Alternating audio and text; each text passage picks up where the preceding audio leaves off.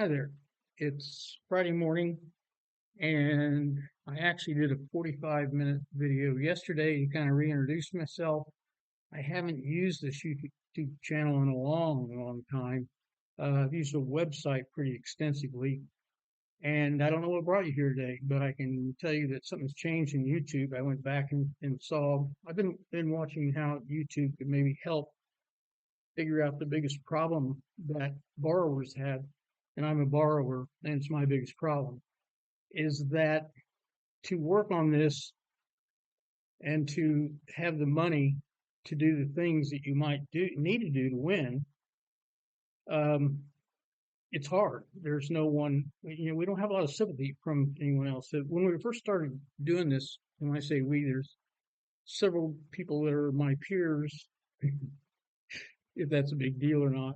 And uh, we all were coming to the same conclusions. Most of what I know about uh,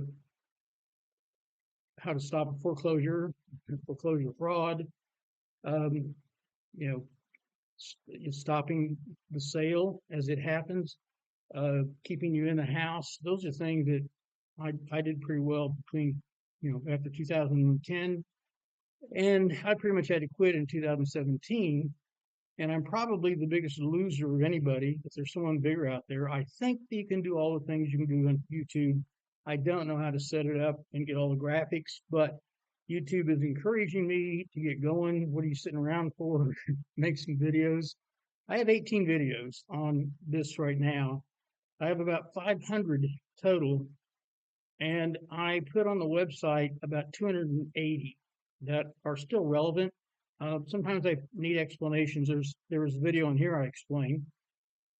Um, don't believe that what I want to tell you is today is that there's a reason that you're trying to figure out for me, and that's because you can't find anybody that'll help you. Nothing seems to make any sense. You're talking and researching yourself, and almost every borrower I've never worked with a borrower that didn't pretty much know what was wrong and didn't pretty much want to tell me about it and wanted to talk about all of the servicers, and I can name 100, Auckland being on the top of the list, and that goes back to the early 2000s, 2010 to 12 to 14, and I think a lot of the servicers today are Auckland, just changing their names because they get in trouble and they have to go to court, and they drop out of court and they change their name, and I don't even kind of believe that. I'm almost sure. I had not been doing any for a while because I've won. I had won, let's say, till recently. I had won 7 times, and they're based on the same things that I would do today, and it's different than what anybody's doing in a way. Um, there are websites, Facebook groups. If you look at them, you think there's all these people working on it, and maybe they got 200 or 300 active members. And a lot of those people are working on theirs, and they've been working on it for 20 years. A guy that became like a best friend of mine from Minnesota, I've never met him. And it's through this that we meet, and we each have strengths, and we pay attention to those each, and we each have weaknesses, and we pay no attention to it. So we never argue, even though. And well, the thing is that we're trying to do the same thing. We're trying to say, hey, the law's not working. Borrowers are being held to a different standard than other contract law. And this is all contract law. If you're looking at the UCC, you're correct. It won't work. If you're looking at your state statute, they're just fine. They're there. The only thing that isn't there, and this all starts with the repeal of Glass-Steagall in 1999. I will not explain that now because, as everybody that knows me, I could go on for a long time. But basically, there was something wrong. And this is a kind of an introduction video. If you haven't been to my website, and if you hadn't seen me before on YouTube, I'm going to make this like my um, lead-in video for a while until I do something better. The one I did yesterday, 45 minutes. I'm not going to go that long today. I'm probably going to go maybe 7 minutes. Um, And the one I did yesterday, I think it would have been really good if it would have had any sound. It was just really kind of a, you know, a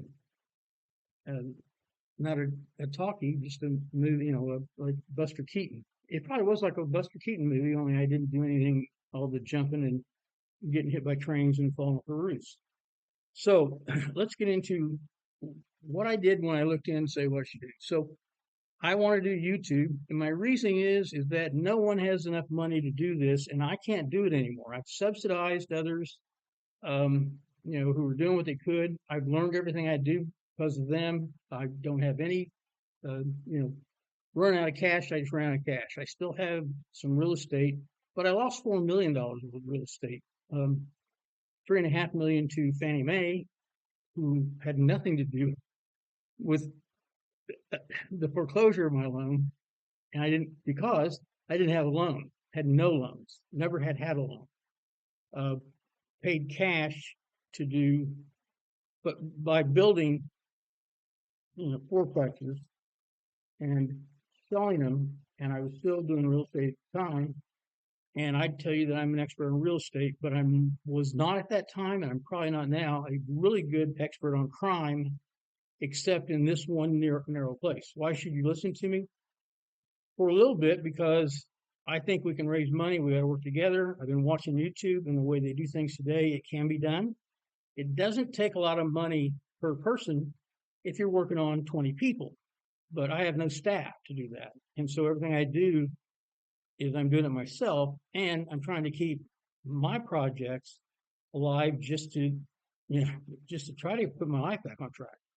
So I looked at YouTube and I tried some keyword searches and see what people were worrying about.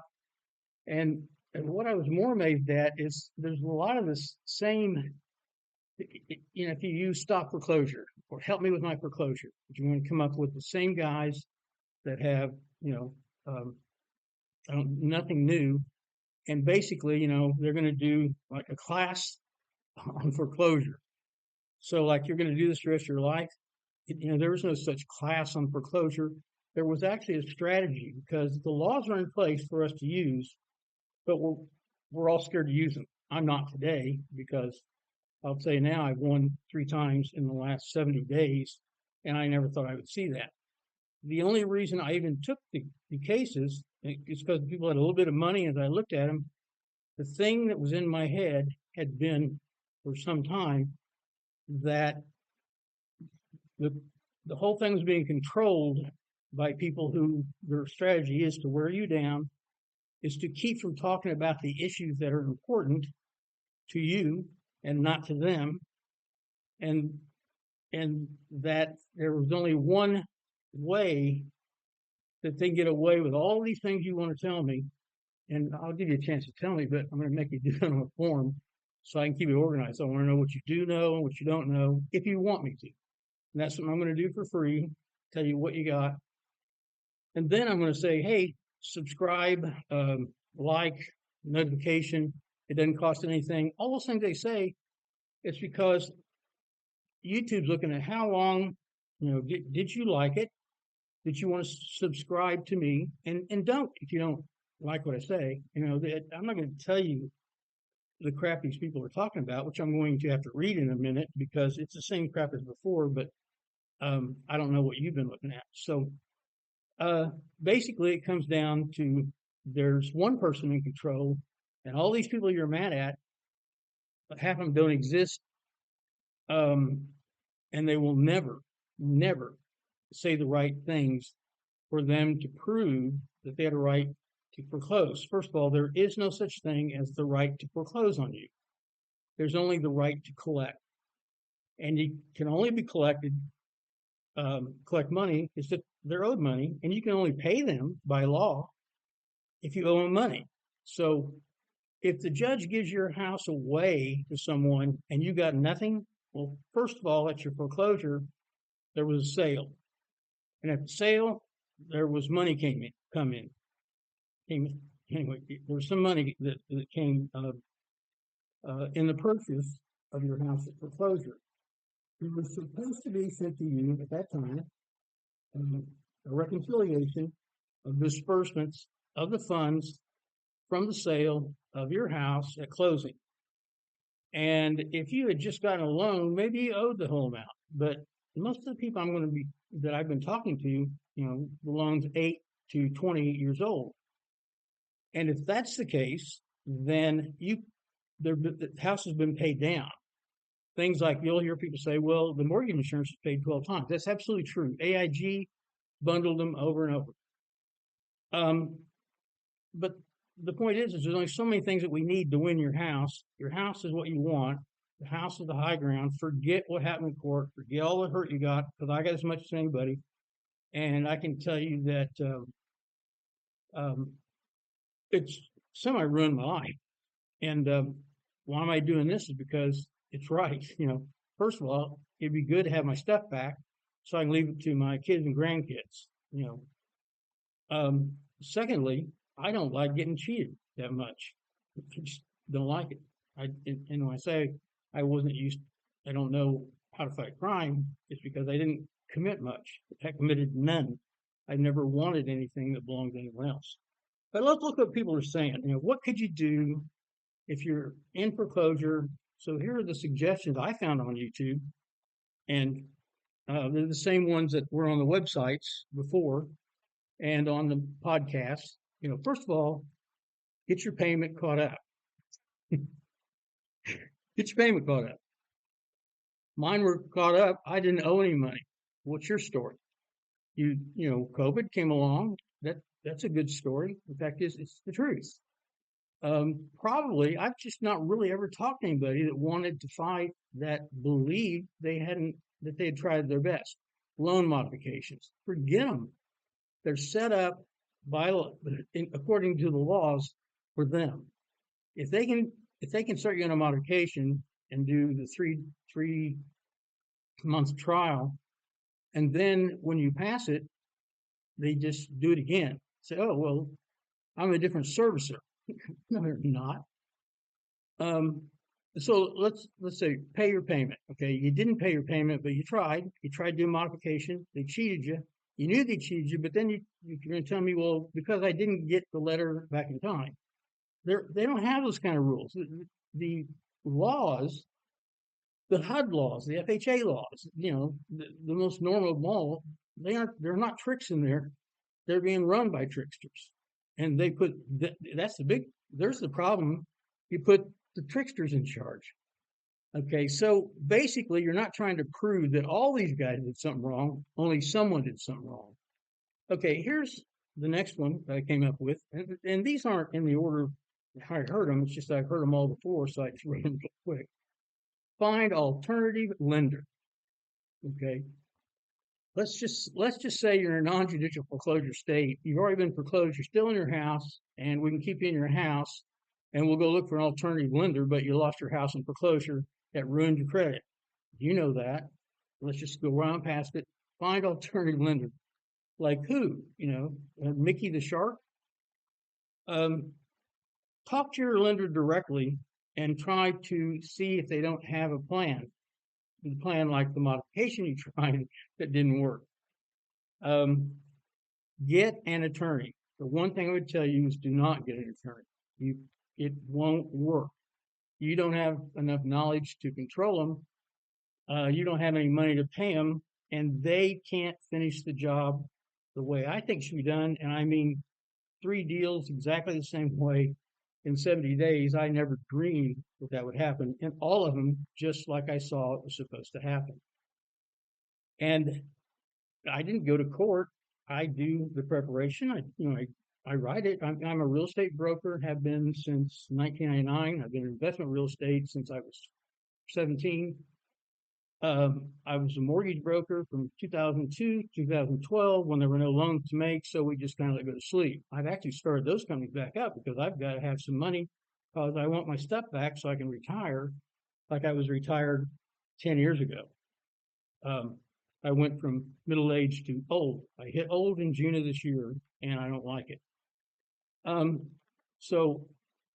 I talked to 142 attorneys, and this is over a 4-year period, I believe, and it started in 2012. And there were 3 different groups of answers I got. Um, and it was really close to like 33 and a third percent. It was one third, one third, one third. Not exactly, but the first group, I had I I had more people than most other guys like me, and it started out with doing it for friends who heard I was doing it for myself, and then somebody else knew, and then somebody called, and somebody friend of a friend, and then before long I was doing it. And I always believed I was 30 to 60 days away from figuring it out, and then we'd win them all. 2016, I got a settlement from a state judge in Kansas City. Um, the people that they called me, um, I'm going to try to remember the years, around 2011 or 12, and they had been foreclosed. They're going to be evicted the next week. I kept them going for 5 years, and then I started seeing what the problem was. I'll describe that in a later video because I'm already at 15 minutes, almost 16. Anyway, I we were going along, and it wasn't working like I wanted, but they couldn't touch them, they couldn't get them out, and they were trying everything. And blocking's easy, but that's not a win to me, and it's also exhausting. Um, I People paid me, money that was a lot to them, you know, and they paid it willingly, but it was not enough for me to do it. But I did it anyway, thinking that I'll get this solved, we'll all win. Then there's other ways to get even if you want to, or you could just say, well, I'm going to let it go because I'm in my house. I just want to play with my grandkids. That's me, but I will go back and get some people. Um, anyway, so the attorney deal was that the first third of them would say, "Oh, you've got 10 clients, and I'm going to have to look into this. So I want $5,000 up front for each of the 10 clients." They wanted $50,000, and they could not tell me anything I didn't know better than them. They weren't going to win. They were going to take $50,000, and they weren't going to. Okay. The second third said, "You can't." Well, here's what I want to do. I already wanted to sue a judge, so let's step ahead. I had figured out there's only one person in the room, in the deal, and that has control, that is comfortable, that isn't upset. And it was hard for me to say it's the judiciary, but it's the judge. And the judge would listen and act like he was listening. Sometimes he didn't act like he was listening. Sometimes he'd say, if you don't get an attorney, this is to my clients and to me on my deals. Um, if you don't hire an attorney, I'm not going to listen to your case. The Constitution has very few things actually printed in, actually printed. One of them is the cure here, and I'll do that second. The other one is that you can represent yourself because they recognize people didn't always have money for an attorney. And so if you're capable of representing yourself, you can. Now, you also have judges say, if you go pro se, and pro se means I'm representing myself, and that's what I say you should do, but don't do it alone. Find someone like me. I don't know anyone to recommend you to because no one's doing it. So if you're going to go pro se, then find help along the way because what you'll do is you're going to start where we were in 2010, 11, and 12. And that's the bulk of what I know. What I couldn't figure out what to do is what do you do with a judge? What we learned was there's no oversight of a judge. And what we know right now, making this the perfect time, this is a good time to do what you're thinking about doing. And it's because look at the Supreme Court. We've proven that without oversight, they have massive agendas. The court should have no agenda. They're not really judging you. The word judge shouldn't be used, it should be arbitrator. They can only look at a case if that case is a genuine dispute between two people and it's big enough that it's it needs to be decided by the court. So they don't go find the law to help you or hurt you. They're not supposed to, or to help or hurt the other party. It's you're supposed to tell them the laws and how you want to apply it, and then they decide if yes, that makes sense. That's what I have, and I have the guys that are doing what I'm doing. We're using all the same information, but they want to beat down everyone. They want to make the people who are supposed to have oversight use that oversight. And I'm saying just go to the judge, and we'll talk about that later. Um, that to me is the only choice, and that's exactly what we did. And we did it the right way just recently. And I literally couldn't do any deal. I couldn't do my own deals because I had to put my cash life back together. I still have assets, but I ran out of money. Oh, any of you run out of money and you don't know what to do? Yeah. And I've for a long time been trying to get people to do it together, somehow do it together. And maybe this is it. Maybe we use YouTube, and I don't know enough to tell you how that will work yet. But I know that some money can come from people like you. If you see, I don't know if there's a like, subscribe button that you can see right now. I don't even know if my sound's working. But I've got 300 videos, and I've got new information going forward, and we can make it like not a club, but there's a way to raise enough money, and you can't do it by talking to people that pay for their homes. And you couldn't even do jury trial in 2012 because too much of the public had paid for their houses. They never got in trouble. That was just dumb luck, you know. And they didn't want us to get a house for free. I do not advocate that you get your house for free. There is a problem to me there, though, is that you're going to go looking for your note and you will never find it. That will be explained later. How to explain to you is that the person that's foreclosed on you got your loan. They own it because they have been assigned the security instrument. And all that is the agreement between the borrower and the lender on what the collateral will be if for some reason the borrower that becomes unable to pay. That wasn't a problem, before. In 1994, in Jackson County, Missouri, which is Kansas City, most of Kansas City, and the whole eastern part of that county. It's a 500,000 people, and in 1994 there were 48 foreclosures for the year 1994. 1999, the repeal of Glass-Steagall. By the year 2001, there were like 100 a month, or 1,200 per year. 48 per year to 1,200 for the same group. That's going to be true in your county. It's going to be true in your state. It's going to be about that number everywhere.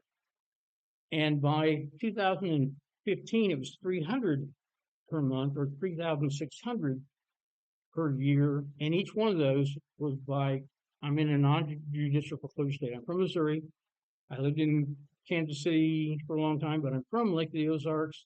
I'm back at Lake of the Ozarks, and I'm working on a real estate project that I started in 1980, and that got wrecked by the 1986 Tax Law Act Congress passed. We'll go through that sometime too. And I've got a video already made, and I left to go. My project was in good shape. I could move people here that would want to buy. I couldn't find lenders to loan to them anymore. So I left. I thought it'd be about a year. It was 30 years. I'm back. And two reasons. One is I know how to do this really well. I can probably make some money to help myself and others. We'll need more than that if we want to help others to make a difference. So let's go back to the attorney. The second group is, okay, the first attorney said, I want $5,000 from every single person so I can study this, because they didn't know anything about it. The second group, they didn't try to get in it. They said, you can't sue a judge. That's where I got off track. You can't sue a judge, so I can't sue a judge with you. And then the third group expanded on that and told me the real truth. And these are the smart guys. And some of them I knew.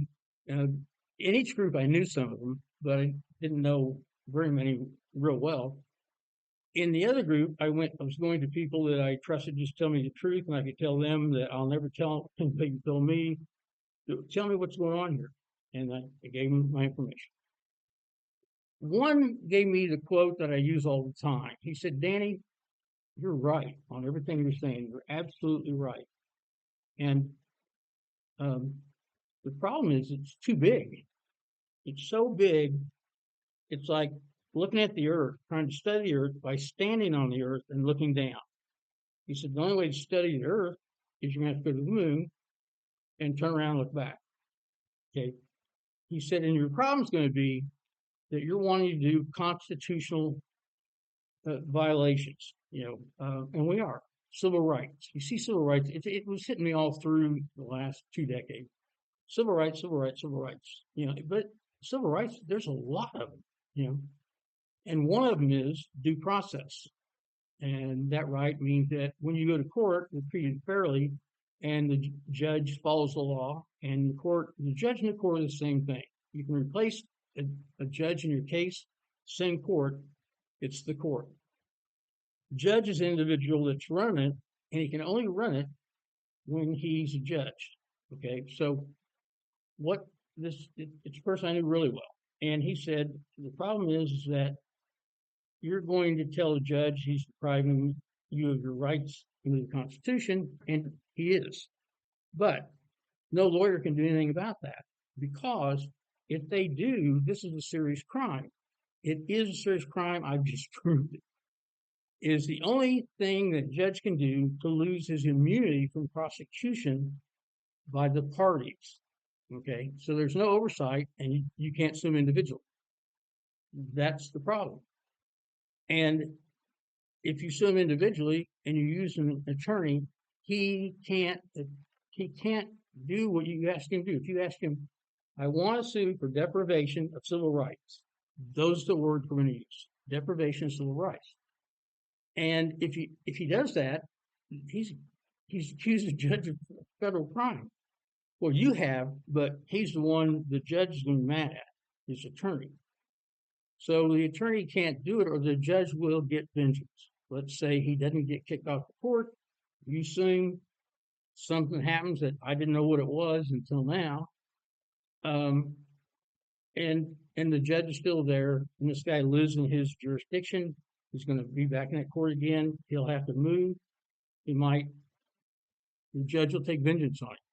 So he's got kids too, just like we do. He's got a house, he's got a car, and that will ruin his career.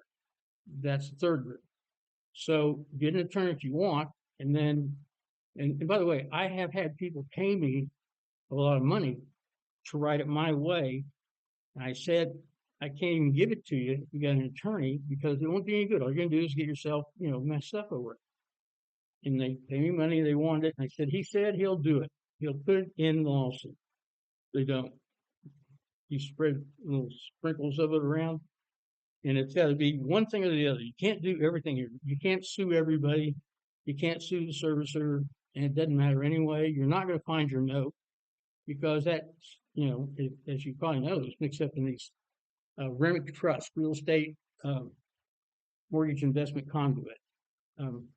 And I never found a good one. I don't know anybody that did find a good one. If you get these forensic audits for $1,600 or whatever, they're going to say, here's where your loan was supposed to go, but it didn't go there. That's all anybody can find. That's all I could find. So that's that you're not going to find your note because it's part of that soup of mortgages in these mortgage trusts that were sold by Wall Street, the Big Short.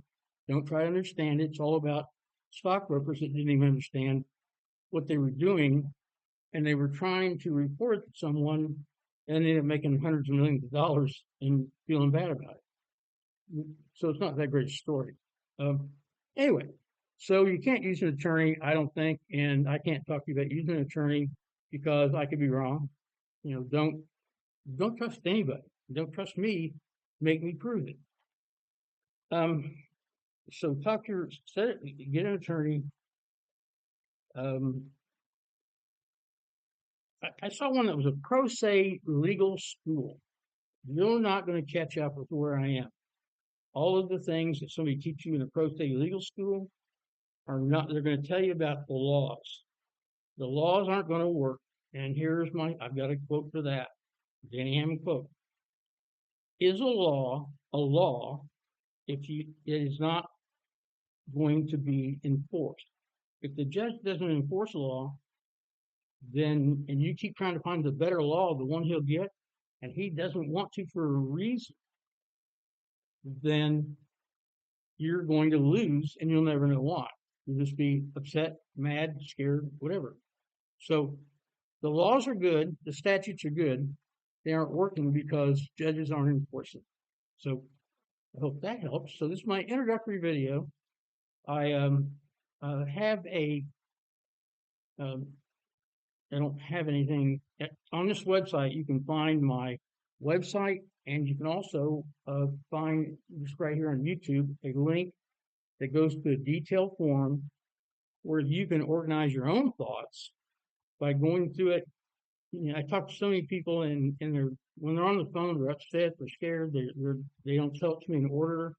They don't know the importance of anything. So I've got a detailed form that what you leave blank tells me as much about what you know about your deal as um, what you leave blank. It was as helpful as what you actually fill in. I need both. I need to know what kind of happened, and then if you want, I don't charge to talk to you.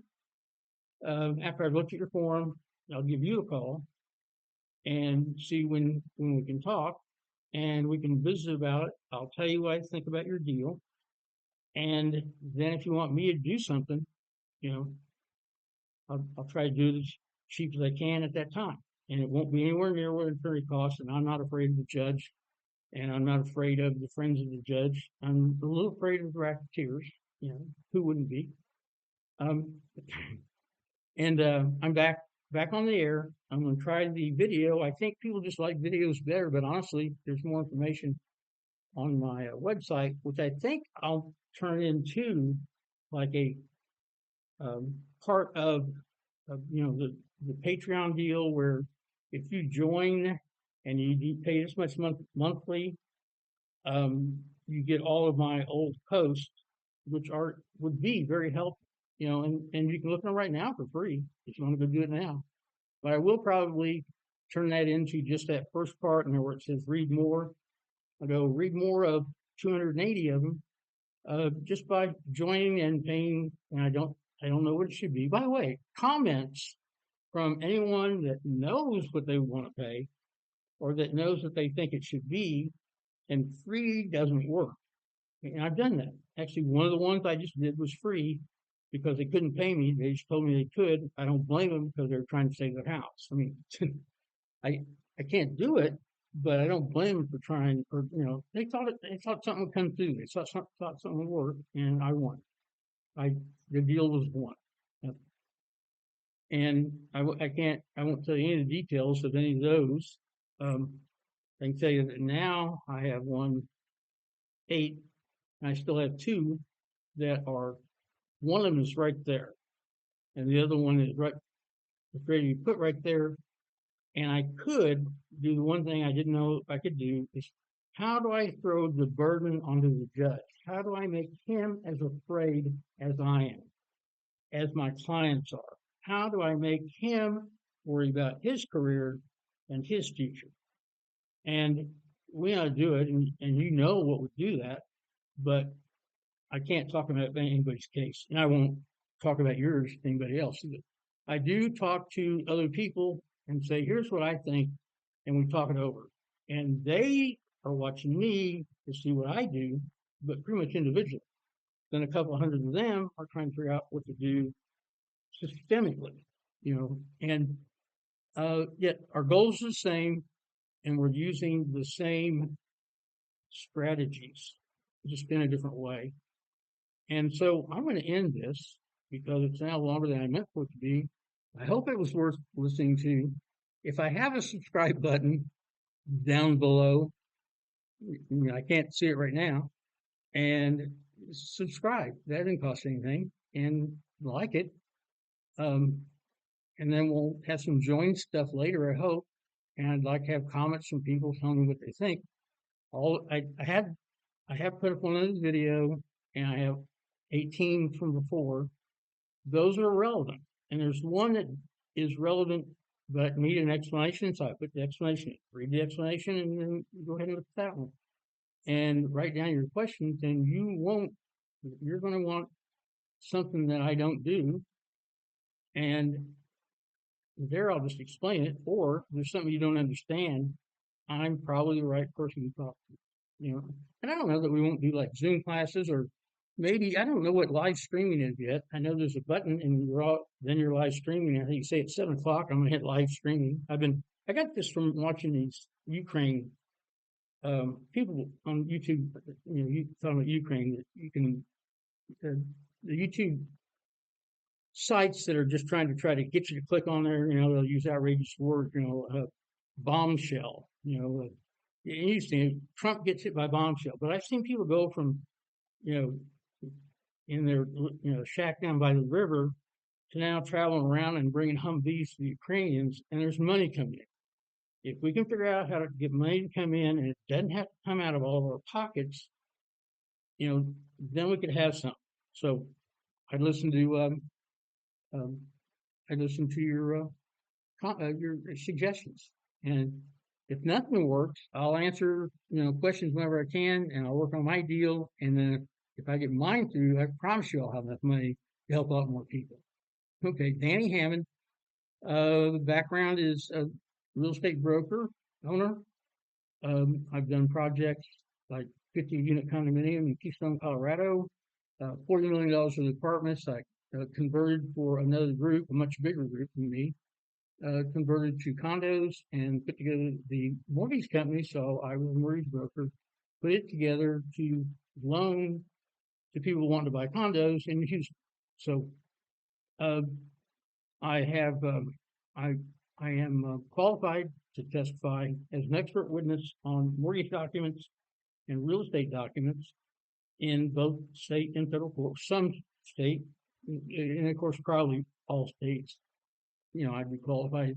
So my background is good for this. Um, you know, I've got no reason to lie to you because I don't want your house, and I want mine, and maybe we can get her by somehow working together. I'm trying to figure that out. Danny Hammond, Lake of the Ozark, Missouri, near the Kansas City Chiefs. Thank you.